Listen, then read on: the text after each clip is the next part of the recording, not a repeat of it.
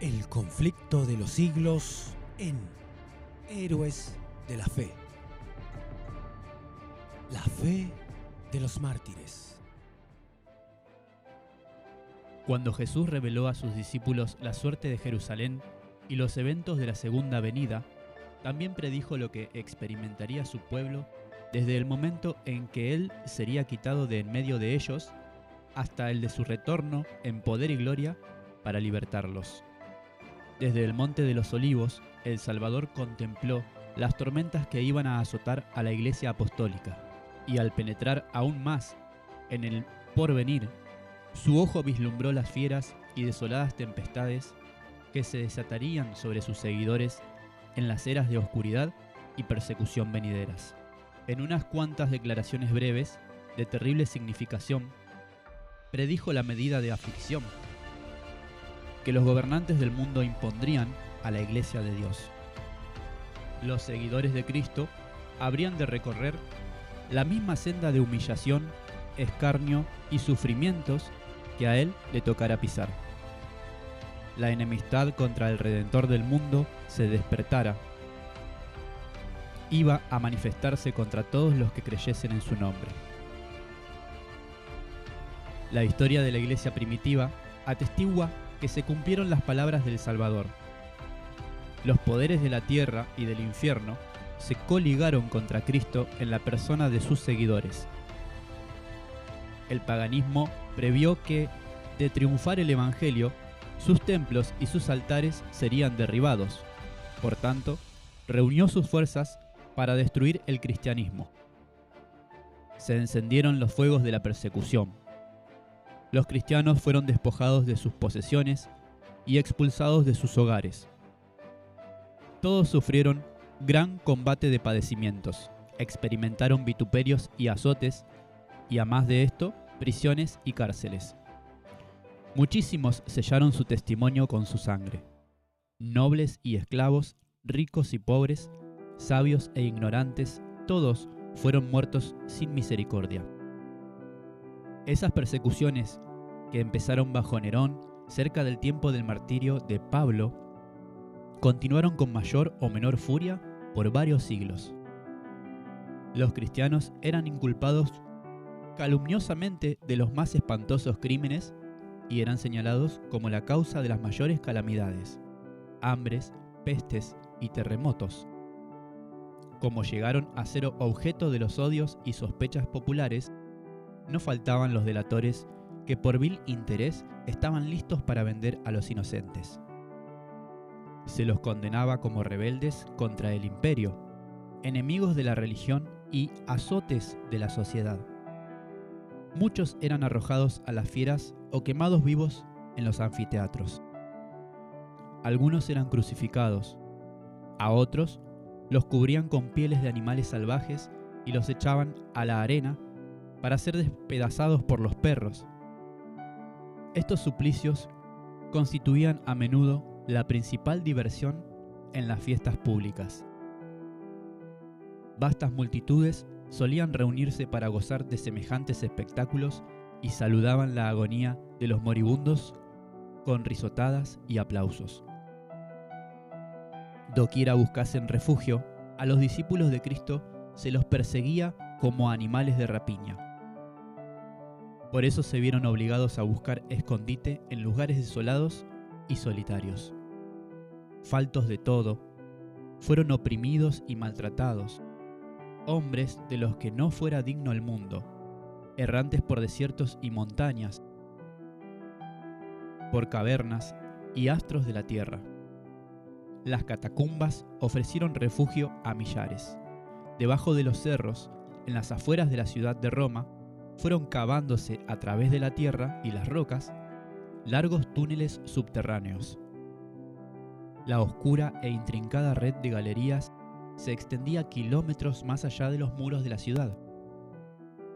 En esos retiros bajo la tierra, los seguidores de Cristo sepultaban a sus muertos, y también allí hallaban hogar cuando se sospechaba de ellos y se los proscribía. Cuando el dador de la vida despierte a los que pelearon la buena batalla, muchos mártires por causa de Cristo se levantarán de entre esas cavernas tenebrosas. Bajo las persecuciones más feroces, esos testigos de Jesús conservaron su fe sin mancha.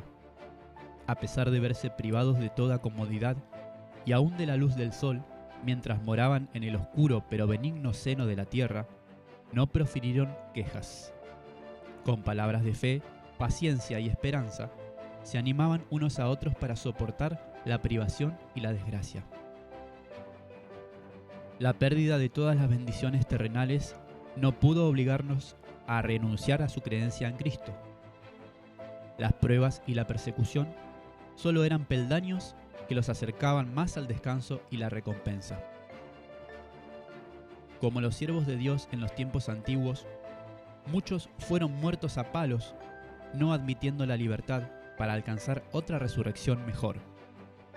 Recordaban que su maestro había dicho que cuando fuesen perseguidos por causa de Cristo, debían alegrarse en gran manera, pues grande sería su galardón en los cielos, porque así habían sido perseguidos los profetas antes que ellos. Se regocijaban de que los hallara dignos de sufrir por la verdad, y entonaban cánticos de triunfo en medio de las crepitantes hogueras. Al mirar hacia arriba por fe, veían a Cristo y a los ángeles, que desde las almenas del cielo los observaban con el mayor interés y apreciaban y aprobaban su entereza. Del trono de Dios descendía hasta ellos una voz que decía: «Sé fiel hasta la muerte, y yo te daré la corona de la vida». Vanos eran los esfuerzos de Satanás para destruir a la Iglesia de Cristo por medio de la violencia. La gran lucha en que los discípulos de Jesús entregaban la vida no cesaba cuando esos fieles portaestandartes caían en su puesto. Triunfaban por medio de su derrota. Los siervos de Dios eran asesinados, pero su obra seguía siempre adelante. El Evangelio cundía más y más, y el número de sus adherentes iba en aumento. Penetró en regiones inaccesibles, incluso para las águilas de Roma. Un cristiano, al reconvenir a los jefes paganos que atizaban la persecución, dijo: «Ustedes pueden matarnos, torturarnos, condenarnos. Vuestra injusticia es la prueba de nuestra inocencia. De nada les vale vuestra crueldad». Solo era una invitación más poderosa para atraer a otros a su creencia. Cuanto más somos abatidos, tanto más crecemos en número. Que la sangre de los cristianos es semilla. Miles de cristianos eran encarcelados y asesinados, pero brotaban otros para llenar sus lugares. Y los que sufrían el martirio por su fe quedaban asegurados para Cristo y tenidos por Él como conquistadores. Habían peleado la buena batalla y recibirían la corona de gloria cuando Cristo viniese. Los padecimientos que soportaban unían a los cristianos unos con otros y con su Redentor. El ejemplo que daban en vida y su testimonio al morir eran una constante atestación de la verdad. Y donde menos se esperaba, los súbditos de Satanás abandonaban su servicio y se alistaban bajo el estandarte de Cristo. En vista de esto, Satanás se propuso oponerse con más éxito al gobierno de Dios al implantar su bandera en la iglesia cristiana. Si podía engañar a los seguidores de Cristo e inducirlos a ofender a Dios, decaerían su fortaleza, resistencia y estabilidad, y ellos mismos vendrían a ser presa fácil. Entonces el gran adversario se esforzó por obtener, por medio de artificios, lo que no consiguiera por medio de la fuerza.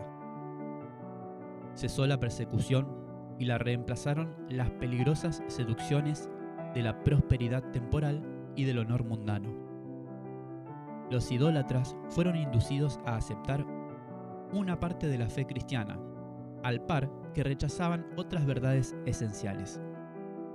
Profesaban aceptar a Jesús como Hijo de Dios y creer en su muerte y su resurrección, pero no tenían convicción de pecado ni sentían necesidad de arrepentimiento o de cambio de corazón. habiendo hecho algunas concesiones, propusieron que los cristianos hicieran las suyas, para que todos pudieran unirse sobre la plataforma de la creencia en Cristo. Inmediatamente la iglesia se vio en gravísimo peligro. En comparación con esto, la cárcel, la tortura, el fuego y la espada eran bendiciones. Algunos cristianos permanecieron firmes y declararon que no podían transigir. Otros se declararon dispuestos a ceder o a modificar en algunos puntos su confesión de fe y a unirse con los que habían aceptado parte del cristianismo, e insistieron en que eso podía ser el medio para llevarlos a la conversión completa. Fue un tiempo de profunda angustia para los fieles seguidores de Cristo. Bajo el manto de un supuesto cristianismo, Satanás se fue introduciendo en la iglesia para corromper la fe de ella y apartarla de la palabra de verdad. Finalmente, la mayoría de los cristianos consintió en arriar su estandarte, y así se realizó la unión del cristianismo con el paganismo. Aunque los adoradores de los ídolos profesaban haberse convertido y unido a la iglesia, seguían aferrándose a su idolatría, y solo habían cambiado los objetos de su culto por las imágenes de Jesús y hasta de María y de los santos. La inmunda levadura de la idolatría, introducida de ese modo en la iglesia, prosiguió su obra funesta. Doctrinas falsas, ritos supersticiosos y ceremonias idolátricas se incorporaron a la fe y al culto. Al unirse los seguidores de Cristo con los idólatras, la religión cristiana se corrompió y la iglesia perdió su pureza y poder. Sin embargo, hubo creyentes que no se dejaron extraviar por esos engaños. Ellos aún mantenían su fidelidad al autor de la verdad y adoraban solo a Dios. Entre los que profesan ser seguidores de Cristo, siempre ha habido dos clases de personas. Mientras una clase estudia la vida del Salvador y fervientemente busca corregir sus defectos y asemejarse al modelo, la otra clase rehúye las verdades sencillas y prácticas que exponen sus errores. Aún en sus mejores tiempos, la iglesia no estuvo compuesta de fieles verdaderos, puros y sinceros. Nuestro Salvador enseñó que no se debe recibir en la iglesia a los que pecan voluntariamente. No obstante, unió consigo mismo a hombres de carácter defectuoso y les concedió el beneficio de sus enseñanzas y su ejemplo para que tuviesen oportunidad de ver sus errores y corregirlos. Entre los 12 apóstoles había un traidor. Judas fue aceptado no por causa de sus defectos de su carácter, sino a pesar de ellos. Fue conectado con los discípulos para que a través de la instrucción y el ejemplo de Cristo pudiese aprender lo que constituye el carácter cristiano y así ser guiado para ver sus errores, arrepentirse y con la ayuda de la gracia divina purificar su alma en obediencia a la verdad. Pero Judas no anduvo en esa luz que tan misericordiosamente lo iluminó. Abandonándose al pecado, atrajo las tentaciones de Satanás. Los malos rasgos de su carácter llegaron a predominar. Entregó su mente al dominio de las potestades tenebrosas. Se airó cuando sus faltas fueron reprendidas y fue inducido a cometer el espantoso crimen de vender a su maestro. Así también obran todos los que acarician el mal mientras hacen profesión de piedad y aborrecen a quienes les perturban la paz al condenar la vida de pecado. Como Judas, en cuanto se les presente la oportunidad, traicionarán a los que para su bien les han amonestado. Los apóstoles se opusieron a los miembros de la iglesia que mientras profesaban tener piedad, daban secretamente cabida a la iniquidad. Ananías y Zafira fueron engañadores que pretendían hacer un sacrificio completo para Dios, cuando avarientamente estaban quedándose con una parte de la ofrenda. El Espíritu de verdad reveló a los apóstoles el verdadero carácter de esos engañadores, y el juicio de Dios libró a la iglesia de esa inmunda mancha sobre su pureza. Esta señal evidente del discernimiento del Espíritu de Cristo en los asuntos de la iglesia llenó de terror a los hipócritas y a los obradores de maldad. Estos no podían seguir unidos a los que eran en hábitos y en disposición leales representantes de Cristo. Y cuando las pruebas y la persecución vinieron sobre los seguidores de Jesús, solo desearon ser discípulos de Cristo los que estaban resueltos a abandonarlo todo por amor a la verdad. De modo que mientras continuó la persecución, la iglesia permaneció relativamente pura. Pero al cesar aquella, se agregaron a esta quienes eran menos sinceros y consagrados, y así quedó despejado el camino para que Satanás pusiera un pie dentro de ella. Pero no hay unión entre el príncipe de la luz y el príncipe de las tinieblas, ni puede haberla entre sus seguidores. Cuando los cristianos consintieron en unirse con los paganos, que solo se habían convertido a medias, entraron en una senda que los apartó más y más de la verdad. Satanás se alegró mucho de haber logrado engañar a tan crecido número de seguidores de Cristo. Luego ejerció aún más su poder sobre ellos y los inspiró a perseguir a los que permanecían fieles a Dios. Los que habían sido una vez defensores de la fe cristiana eran los que mejor sabían cómo combatirla. Y esos cristianos apóstatas, junto con sus compañeros semipaganos, dirigieron sus artes militares contra los puntos más esenciales de las doctrinas de Cristo.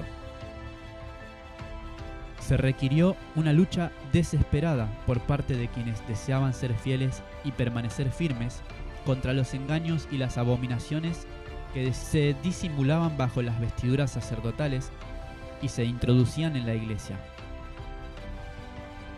La Biblia no fue aceptada como regla de fe.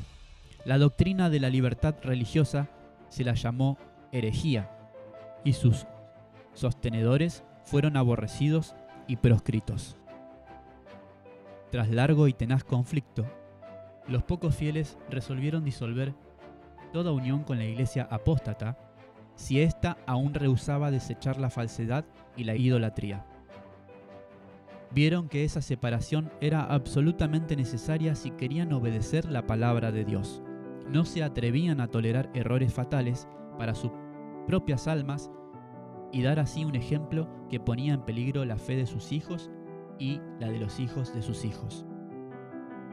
Para asegurar la paz y la unidad, estaban dispuestos a cualquier concesión que fuese consistente con su fidelidad a Dios, pero sentían que sacrificar un principio por amor a la paz era pagar un precio demasiado alto.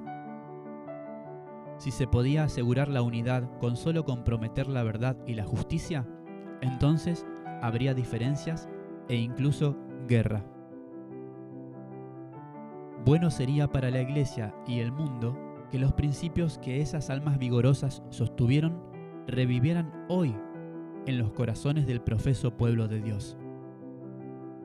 Nótase hoy una alarmante indiferencia respecto de las doctrinas que son los pilares de la fe cristiana.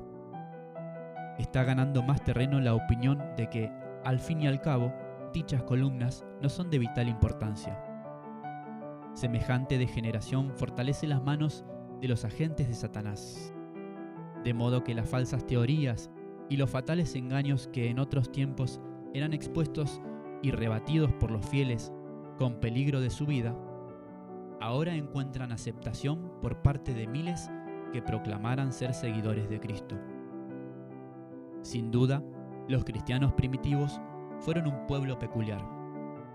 Su conducta intachable y su fe constante eran un reproche continuo que turbaba la paz del pecador. Aunque pocos en número, sin bienes, posición ni títulos honoríficos, aterrorizaban a los obradores de maldad doquiera se conocieran su carácter y sus doctrinas. Por tanto, eran odiados por los impíos, así como Abel fue aborrecido por el profano Caín. Por el mismo motivo que tuvo Caín para asesinar a Abel, Los que procuraban librarse de la influencia refrenadora del Espíritu Santo daban muerte al pueblo de Dios. Y fue por la misma razón que los judíos rechazaron y crucificaron al Salvador, porque la pureza y la santidad del carácter de éste constituían una reprensión constante para su egoísmo y corrupción. Desde los días de Cristo hasta hoy, sus fieles discípulos han excitado el odio y la oposición de los que aman y siguen los senderos del mal. ¿Cómo, pues, puede llamarse al Evangelio un mensaje de paz? Cuando Isaías predijo el nacimiento del Mesías, le confirió el título de Príncipe de Paz. Cuando los ángeles anunciaron a los pastores que Cristo había nacido, cantaron sobre las planicies de Belén: Gloria en las alturas a Dios, y sobre la tierra paz, entre los hombres y buena voluntad. Hay una aparente contradicción entre esas declaraciones proféticas y las palabras de Cristo. No vine a traer paz sino espada. Pero si se las entiende correctamente, las dos están en perfecta armonía. El Evangelio es un mensaje de paz. El cristianismo es un sistema que, de ser recibido y obedecido, derramaría paz, armonía y dicha por toda la tierra. La religión de Cristo unirá en estrecha fraternidad a todos los que acepten sus enseñanzas. La misión de Jesús consistió en reconciliar a los hombres con Dios, y así unos con los otros. Pero el mundo, en su mayoría, está bajo el dominio de Satanás, el enemigo más encarnizado de Cristo. El Evangelio presenta principios de vida que son totalmente diferentes a los hábitos y deseos de los hombres, y por eso se rebelan contra él. Aborrecen la pureza que pone de manifiesto y condena sus pecados, y persiguen y dan muerte a quienes los instan a recorrer sus requerimientos justos y sagrados. Es en este sentido, porque sus exaltadas verdades llegan a despertar odios y disensiones, que el Evangelio se llama una espada. La providencia misteriosa que permite que los justos sufran persecución por parte de los malvados ha sido causa de gran perplejidad para muchos que son débiles en la fe. Incluso algunos se sienten tentados a abandonar su confianza en Dios, porque Él permite que los hombres más viles prosperen, mientras que los mejores y los más puros sean afligidos y atormentados por el cruel poderío de aquellos. ¿Cómo es posible, dicen ellos, que uno, que es todo justicia y misericordia y cuyo poder infinito, tolere tanta injusticia y opresión? Esta es una cuestión que no nos incumbe. Dios nos ha dado suficientes evidencias de su amor, y no debemos dudar de su bondad, porque no entendemos los actos de su providencia. Previendo las dudas que asaltarían a sus discípulos en días de pruebas y oscuridad, el Salvador les dijo: Acordaos de la palabra que yo os he dicho. El siervo no es mayor que su Señor. Si a mí me han perseguido, también a vosotros os perseguirán. Jesús sufrió por nosotros más de lo que cualquiera de sus seguidores puede sufrir al ser víctima de la crueldad de los malvados. Los que son llamados a sufrir la tortura y el martirio no hacen más que seguir los pasos del amado Hijo de Dios. El Señor no retarda su promesa. Él no se olvida de sus hijos ni los abandona, pero permite que los malvados pongan de manifiesto su verdadero carácter, para que ninguno de los que quieran hacer la voluntad de Dios sea engañado con respecto a ellos. Además, los rectos son colocados en el horno de la aflicción para ser purificados, para que su ejemplo pueda convencer a otros de que la fe y la santidad son realidades, y finalmente, para que su conducta intachable pueda condenar a los impíos y a los incrédulos. Dios permite que los malvados prosperen y manifiesten su enemistad contra Él, para que, cuando hayan llenado la medida de su iniquidad, todos puedan ver la justicia y la misericordia de Dios en su completa destrucción. Pronto llega el día de la venganza del Señor, cuando todos los que hayan transgredido su ley y oprimido a su pueblo recibirán la justa recompensa de sus actos. Cuando todo acto de crueldad o de injusticia contra los fieles de Dios será castigado como si hubiera sido contra Cristo mismo. Aún hay otro asunto más importante que debería llamar la atención de las iglesias hoy día. El apóstol Pablo declara que todos los que quieren vivir piadosamente en Cristo Jesús padecerán persecución. ¿Por qué, entonces, parece adormecida la persecución en nuestros días? La única razón es que la Iglesia se ha conformado a las normas del mundo y, por tanto, no despierta oposición. La religión que se profesa hoy no tiene el carácter puro y santo que distinguiera a la fe cristiana en los días de Cristo y sus apóstoles.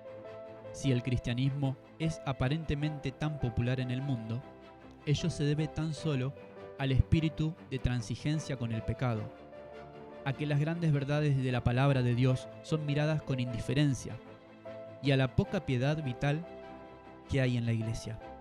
Revivan la fe y el poder de la Iglesia primitiva, y el espíritu de la persecución revivirá, y el fuego de la persecución volverá a encenderse. Héroes de la fe.